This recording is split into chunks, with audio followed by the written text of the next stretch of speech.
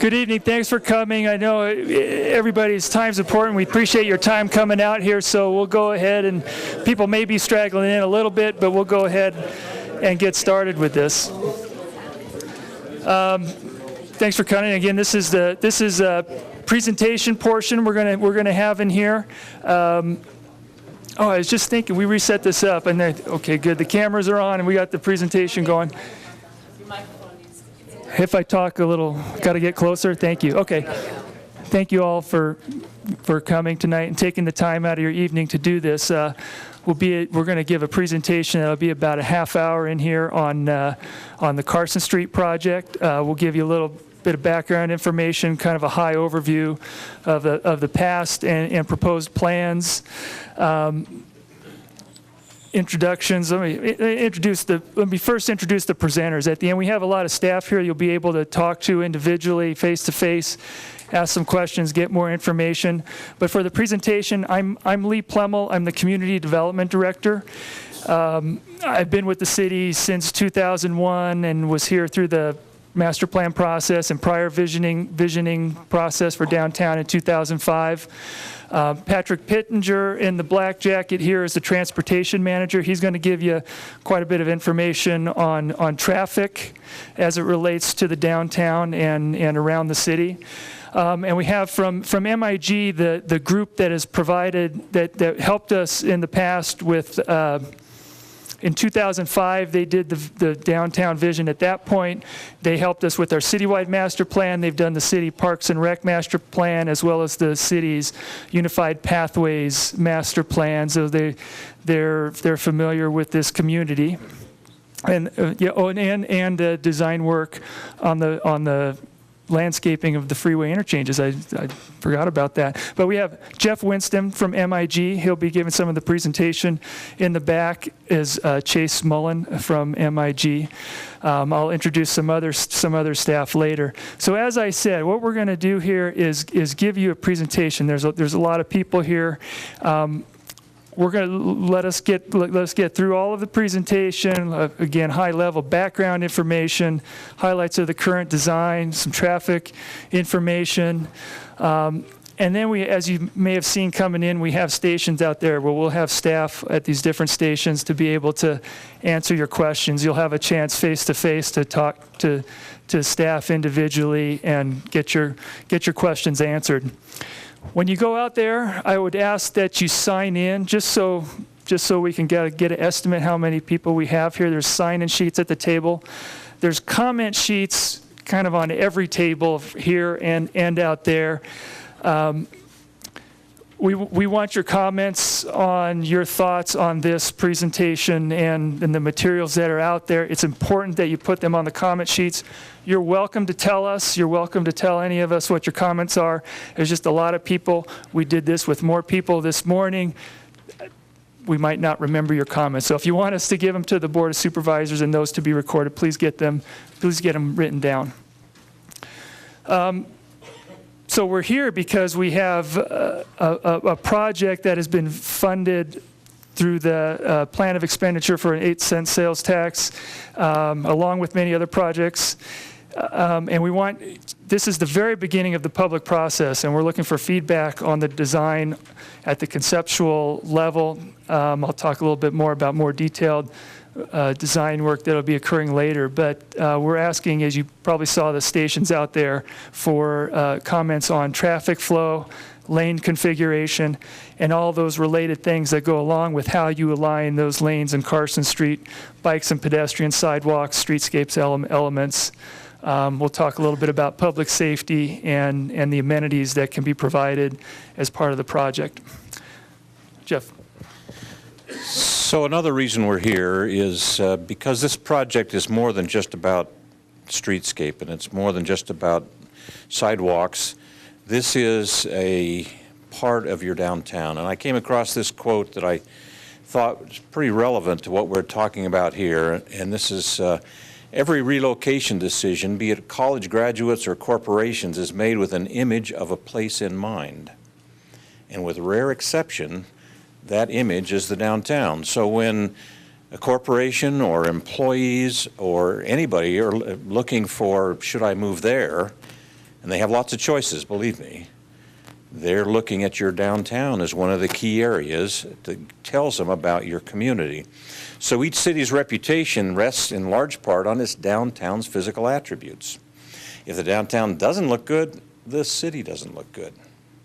On the other hand, a beautiful and vibrant downtown can be a rising tide that lifts all ships. A little bit of great downtown can help push a whole city into a great category. So this is an economic development tool, as well as a place to be and a place to help revitalize shopping and downtown activity, but it'll also benefit the entire community. So let's just want to keep that in perspective. Thanks. Hey, thanks, Jeff. And I would add that Jeff and Chase have worked on similar projects, so they have experience with this in many communities around the country as well. So they've worked in this community, know this community pretty well, but they do have some broad experience. So I'm going to start this by just giving some very high-level overview on the history of how we've got to this point. As I mentioned earlier, I was here during the master plan update process that ran from about 2003 through 2006 with the adoption of a new master plan. We went out to the neighborhoods, we went out to the community, had workshops. Early in that process, we found the public comment. Overwhelmingly, what rose to the top was identifying the downtown as something that needed to be worked on for Carson City's future. So as a result of that process and that response from the public and people in the neighborhoods in Carson City, we scheduled this charrette or public workshop where we had about 500, it was more than 500 individual people over a 2-day period coming to give input that resulted in this 2005 design plan for downtown Carson Street. During that same time period, and also what led to that is the I-580, the freeway that's almost built around the city now, was under construction. No segment of it had been opened yet, but we knew that was a target. Carson Street was the state highway. It carried higher volume, traffic volume certainly than it does today. But we knew, and the businesses knew, and the property owners downtown knew that that was going to change as the freeway gets built, and indeed, as you'll see later, it has already. And this type of project that was envisioned back then, and we're going to show a little bit more of the details, is not unique. It's been done around the country.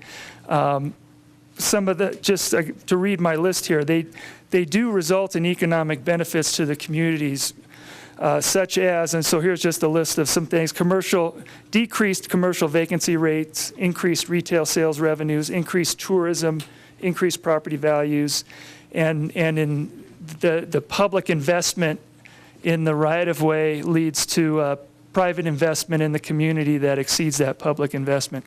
So a little going back, as I mentioned a little bit about I-580, you're from the community, you'd know that it was finished to 50 and then finished to Fairview.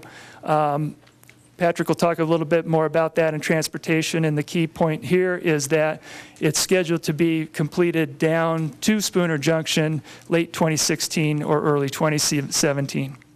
Jason? So I've talked a little bit about the history and how this started. This goes back to 2005, this concept, but a lot has happened since then.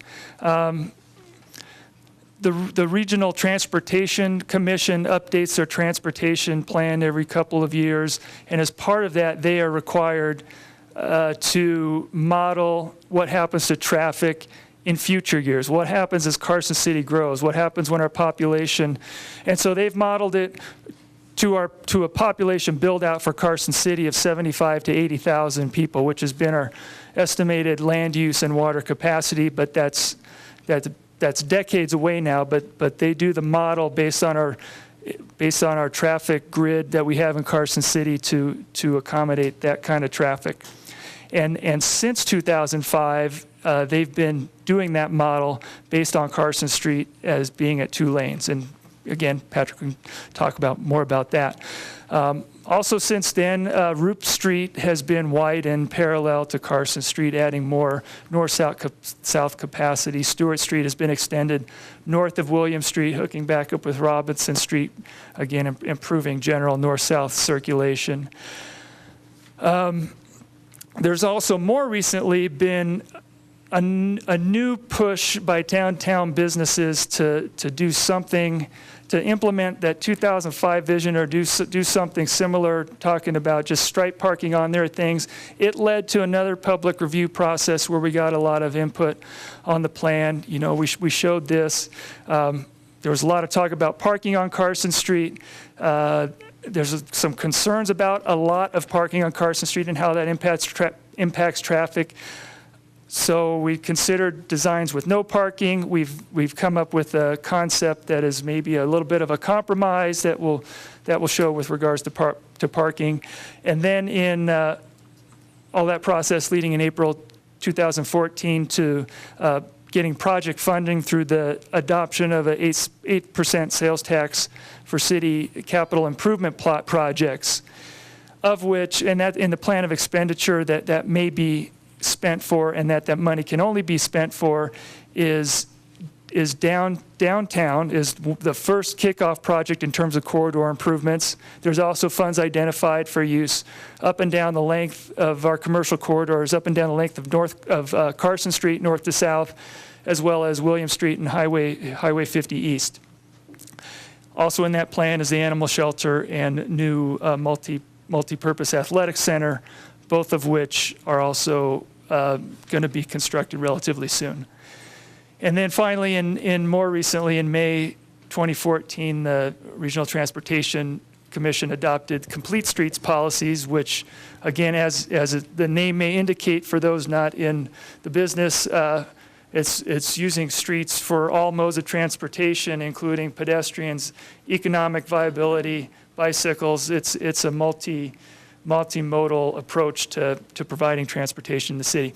So, and we're also looking at now, we had this big 2005 vision. Now we have a dollar figure that's been adopted that we need to stay within the budget on, so that also we need to be mindful of that in our current design.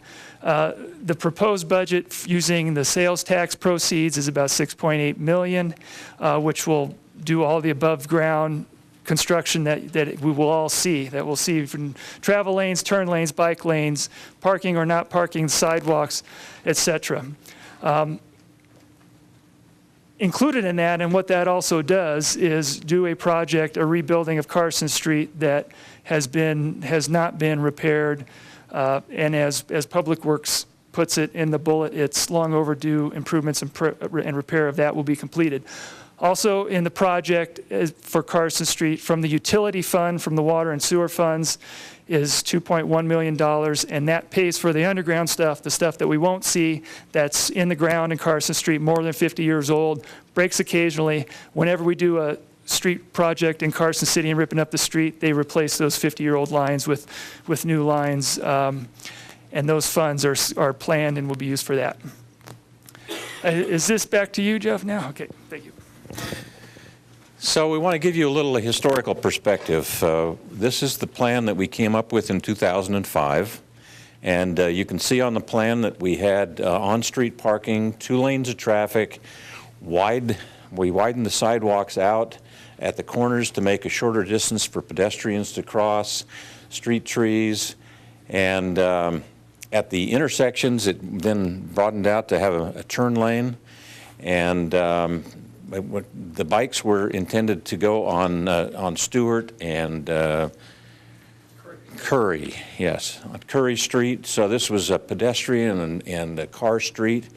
You can see that we planned for and identified the desirability, lots of different paving and furnishing accessories. Next. And so this concept then we've developed it for the entire street. You can see all the various conditions up and down the street, and included signage and also treatment of the side streets, narrowing down the side streets, parking on the side streets, in some cases creating plazas on some of the side streets, opening up major plazas in town, trying to create lots of opportunities for interaction and gathering places and events to be held in the street. Now, what happened after that is, as time has gone by, there were a number of issues that have been raised. Concern with on-street parking. Gosh, how much parking do we want? Will that reduce the flow of traffic? People parallel parking in and out. How much of a conflict is that going to create? The second issue had to do with bike lanes. Maybe we should have bike lanes on Carson Street as well and encourage bicycling to and through the downtown.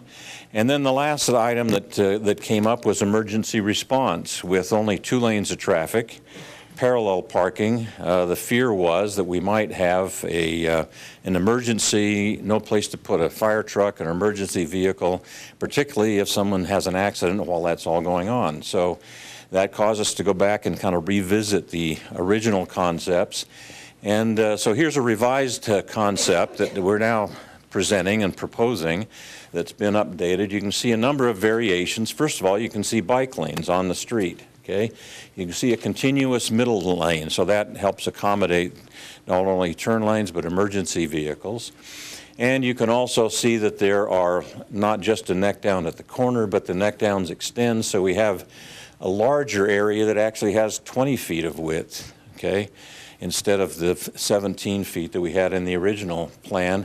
That then narrows down for some smaller pockets of on-street parking. So when people are driving by, they'll see a couple of parking spaces, and if you're like I am, I'll hope and pray that there's a parking space right on the street for me. But then if I don't find one, I'll pull around to the side, and we know there's copious amounts of parking adjacent to and just a half a block away, just on the back side of many of these buildings. So the notion is that this creates some very nice broad areas for pedestrians, for activities, for a variety of things to go on, and then some on-street parking. There's a nice variation in it, so every block isn't exactly identical to the one before. And so it adds a lot of variety and vitality. So you can kind of see the difference between the two concepts here. What we had in 2005 and what further refinement and thinking analysis has yielded here. And 3 lanes of traffic, bike lanes, on-street parking, etc. So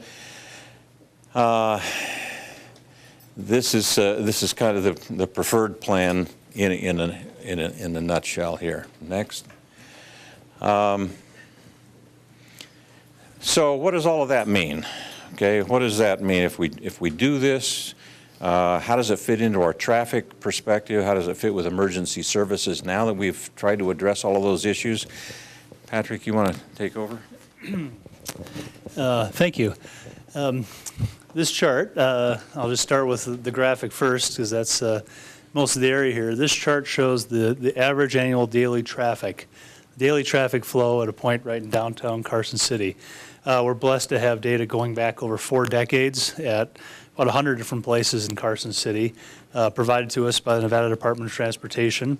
And this is one such location. As you can see back here in 1972, we were just below 20,000 trips per day. Up here in the early 2000s, we were up at about 40,000 trips a day. A lot of those were trucks that everybody's aware of. But since then, there's been a very substantial decline in traffic out there. Just for reference, we put in 2005, this is when the freeway opened to US 50/William Street. And this is where 5 years ago, the freeway was extended down to Fairview. As you can see, even at that point, we were at just below 30,000 trips per day. In the last 5 years, we've gone from just under 30,000 trips a day to about 17,000 a day. And this is expected to decline further with the implementation of the last phase of the freeway, or the Phase 2B-3 is called. The freeway will open up down to Spooner Junction at the south end of town. There won't be an interchange yet, but we'll be open to traffic. That's expected, as Lee mentioned, late 16, early 17, and NDOT is very committed to implementing this. They're actually having a public meeting tomorrow at Fuji Park from 4 to 7 p.m. to inform the public about their continued efforts to implement. But I can tell you they're planning on having it out to bid early in February of next year, and it will be under construction next summer. So the freeway's coming. It's coming down the tracks, and this will continue to decline. And we are already well below the threshold for traffic needed to be able to implement a project like this. These projects have been implemented across the country in dozens of locations, and it's a relatively well-developed type of project. So it's known, what types of traffic volumes can be accommodated, and we've actually, and that's nationally, but we've also had traffic studies done, by professional traffic engineers dating back to 2007 using the 2005 data. So we started back here looking at this and what would happen, where would the traffic go, what did we need to do to make this possible. As was mentioned, there's been investment in Stewart Street and Roop Street and of course the freeway. And all of that has made it so that when we model this, we use our traffic simulation models by the traffic engineers, it functions. We've looked at it several times. We've looked specifically at the intersection of Carson and William Streets and made sure that the intersection would function appropriately, and indeed it does. In fact, we've actually not only modeled it under the current conditions, but also into the future. Our models go out to 2020, 2035 if we have got more population, for however it develops. And indeed, implementing this project does not mean that we have to think about reverting back to more lanes in the future. And I'll just highlight what was mentioned previously. Changes were made to the 2005 plan, and the design to this point was done mindful of the need to both be, friendly to a multimodal environment, bicycles, pedestrians, it's obviously cars, but also it's to be nice to those modes, but also to continue to move traffic in a reasonable manner.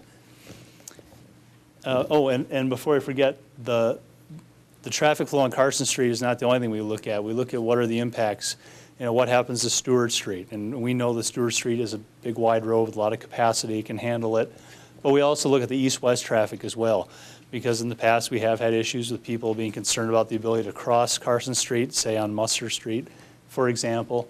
And what's going to happen with this project, if we use this design, is it'll actually improve the east-west traffic because there's going to be less cars there. It will allow us to retime the signals. And those crosswalks, instead of being 65 feet to cross, they'll be about 40 feet to cross.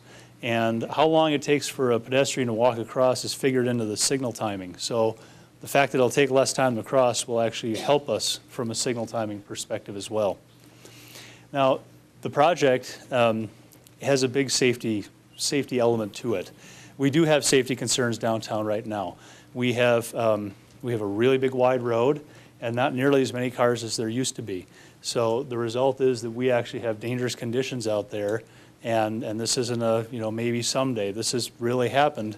A pedestrian goes to cross the street, the first car stops, they start crossing the street, and then they're hit by the next car. And while that, the second car might be cited for speeding and failure to yield, that doesn't help the pedestrian that was just injured.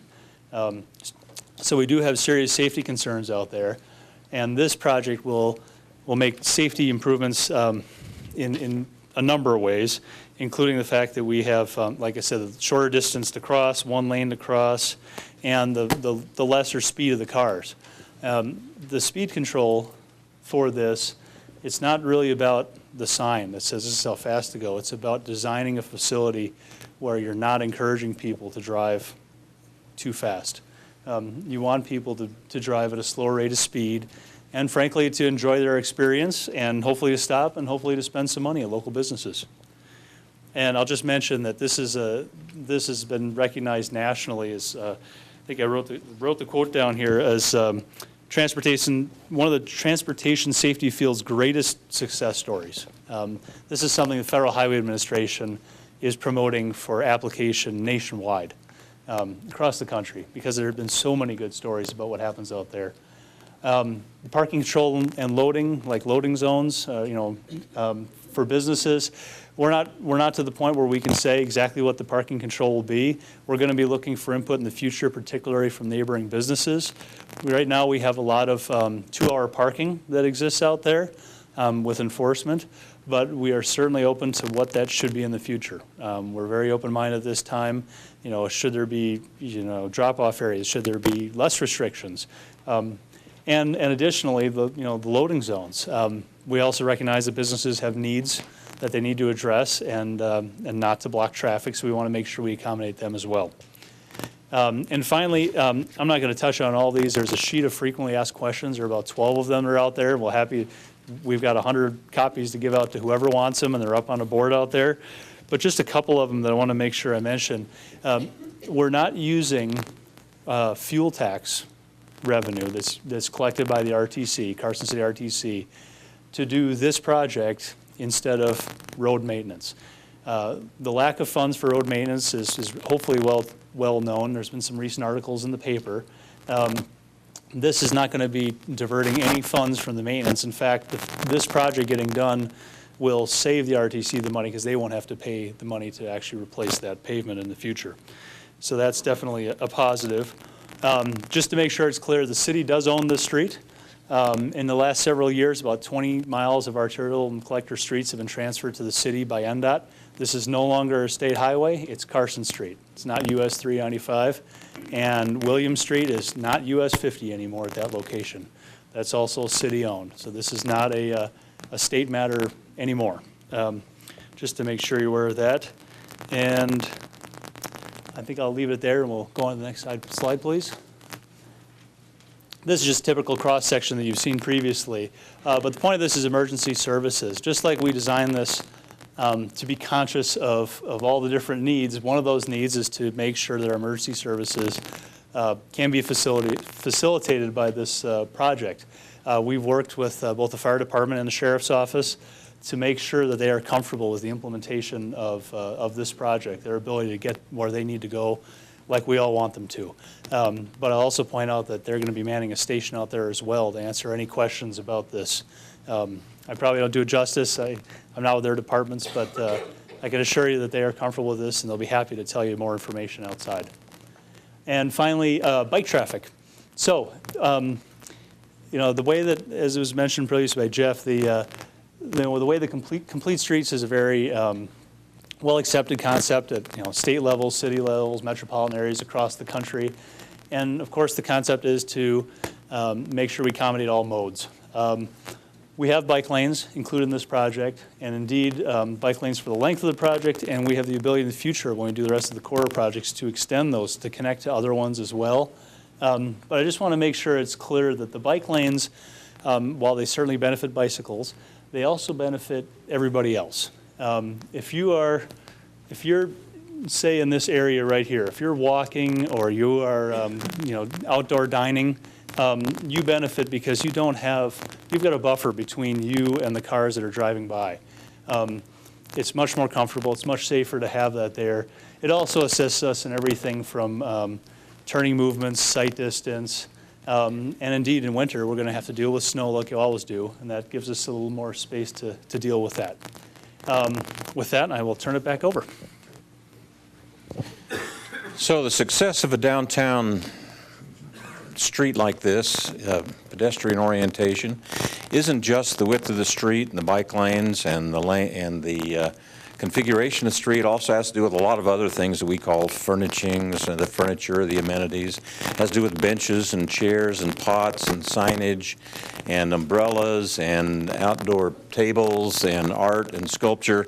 So we're going to solicit your comments tonight on these kinds of items. I'll show you a few examples here, and then you'll see them as you go to the various stations out in the hall. So here's what it looks like in a cross section in the wide part. We have about a 20-foot section, and that typically is broken down into a zone of about 4 feet here. We have where people don't walk that close to buildings, so you get to use that for little tables, outside displays, all kinds of merchandising tools. Then there's an area where people walk, and then there's a furniture zone in here that has newspaper racks, it has benches, it has light poles, it has signs, it has all kinds of other things. And then there is a transition zone over here that's 4 feet. This is where the street trees are typically planted. And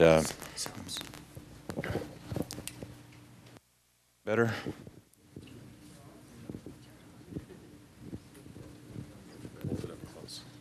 Is that better? Okay, there we go.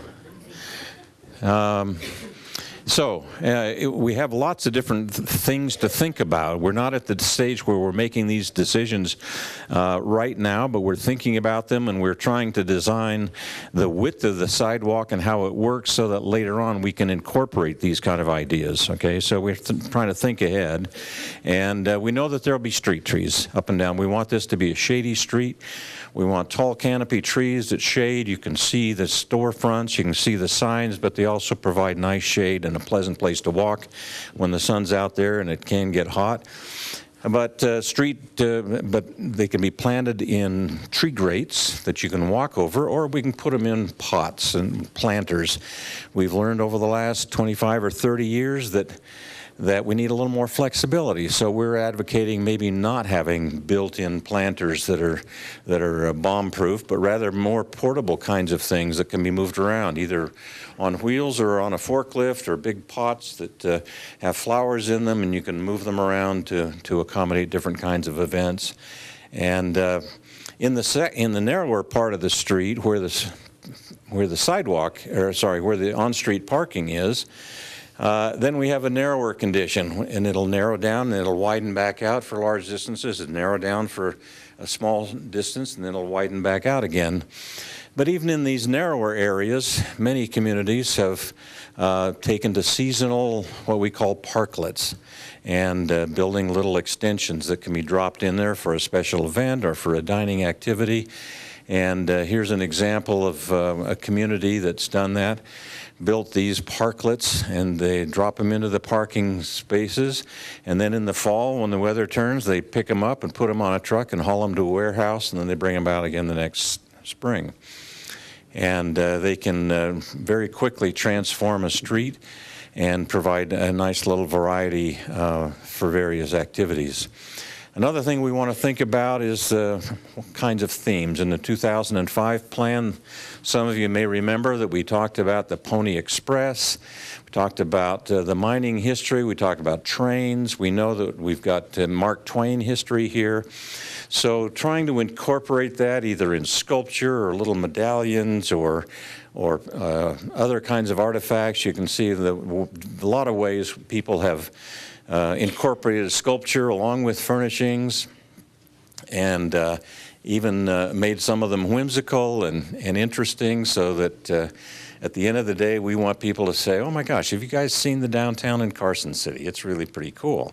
It's got a lot of interesting features. And there's even a place in some of these sidewalks, for example, for chalk painting. And some of this is perspective chalk painting that doesn't look like anything as you're walking by until you stand in one spot, and all of a sudden you see the perspective. And then the next time it rains, it washes away. And so it's kind of something that changes over time. So we're looking at how to make this a really compelling, you want to go there. As I always say, if you want people to come to Carson City, you have to create a place people want to come to. So that's part of the whole event here, and part of the whole intent is to create this really terrific place for the downtown. But let it be flexible, let it be usable for a variety of things, and let it reflect Carson City's real character and nature. Okay, thank you, Jeff. Okay, I'm going to wrap this up with just a couple more slides, starting with the timeline here and where we are in the process and what the plan is going forward from this point. So this is the very start of the public process, getting input on this conceptual design. We're here, and just what you're looking at, and this board's out there to look at in more detail. What you have here in the middle is a timeline over the next few months going into January 2015. So this is the short term. On the top and then continuing on the bottom is the complete project schedule. So just to hit some highlights, we're in September here. Our goal is to get comments over the next couple months from the public on these design concepts to bring to the Board of Supervisors in November. So at which time we're going to be asking the board for some direction on how to move forward with the downtown project to be able to get to the more detailed design phase.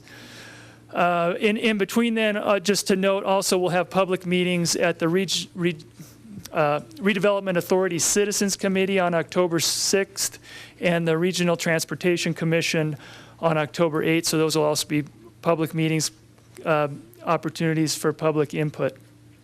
Kind of a bigger picture, this time period is not the end of the public participation process either. As we get into more detailed design, we'll have similar open houses and workshops to get input on more of those details that Jeff was talking about. And we're going to reach out to the businesses and property owners about where the parking and loading should be, and get into more of those details. So we're really just trying to get comments on the kind of the bigger concept of the project at this point.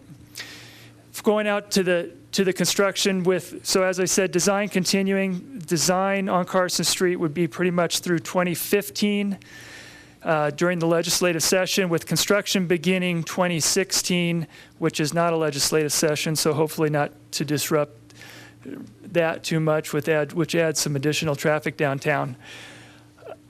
Curry Street is part of the downtown, and within it's another phase. Curry Street is going to be improved, not to the extent this is. It'll be some pedestrian improvements, tying in some of these concepts and improvements around to make that connection for the downtown businesses, tying it in. That's in addition to this. Those are funds that are allocated separately, and we'll start that planning process in 2017 with construction in 2018. Again, not to tear up Carson Street and Curry Street at the same time. Jace? And I think pretty much finally here, so do we have a website with some content on it now, Chase? Not quite, but CompleteStreetsCarson.com. So if you can remember that, write it down. We'll put all the information from this workshop, all the graphics. We'll put the presentation on there. So over the next few months, we'll provide the ability to make comments, to email comments from that site. So that's important, and to forward any of the materials that we have here and out there. If you want to email contacts to us, I think the easiest one to remember is planning@carson.org. That comes to my department, and I have access to that. Others with staff have access to it. So do we have another slide, Chase? So the open house. Again, back to the beginning. We're here getting observations and comments that can help guide the development of our downtown. Again, I'm going to emphasize written comments are important. You can send those back to the emails. We're taking comments through October. We're not going to the board until November. So even if it's not tonight, use the emails, drop them off at City Hall, drop them off at the planning department. They'll get routed to us. So we will include those. We'll include those and make sure the Board of Supervisors gets them. Was there anything else on that last slide? Did I miss anything? Written comment staff available? Yeah. So at this point, we're going to break off and go to the lobby, back to that. We have staff available, so you all have the opportunity. If you have questions, further questions, want more detail, again, comment sheets are out there. The place to drop your comment is in a box out by the glass doors out front. Just so for the traffic, so you know who city staff is, because they kind of blend in sometimes. So for the traffic station is going to be Patrick Pittenger, who spoke with you, and Dan Dungus, a transportation planner that's already out there. There'll also be signs out there for the stations, but there's a lot of people lingering around. For the streetscape elements, I think Jeff's going to be there. Parks and Recreation Director Roger Mollendorf here in the black shirt. Vern Cron's park planner already out there. He's got a really colorful, crazy tie on. You'll find him.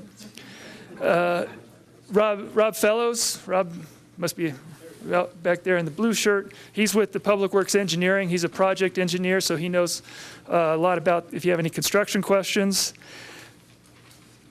At the lane alignment station is Chase Mullen with MIG. Danny Rotter, our engineering manager, also on the construction side. Michael Saloga, our business development manager, who's in the back in the gray jacket, and former Public Works Director Andy Burnham here with the Bureau, so ask any of them questions. And we have in uniform Chief Giomi, Fire Chief Giomi, back there. You'll find them against the glass for emergency services, and Assistant Sheriff Ray Salo, also in uniform. They're easy to find. And for general information, I'll stand here for a while. You may want to come up and ask questions, but there's the general station. We'll have Susan Doropansky, our planning manager, there, as well as the Public Works Director, Darren Schultz, back there. So thank you for your time and bearing with us through this presentation. I hope that answered a lot of your questions given the presentation, and we'll see you out in the lobby. Thank you.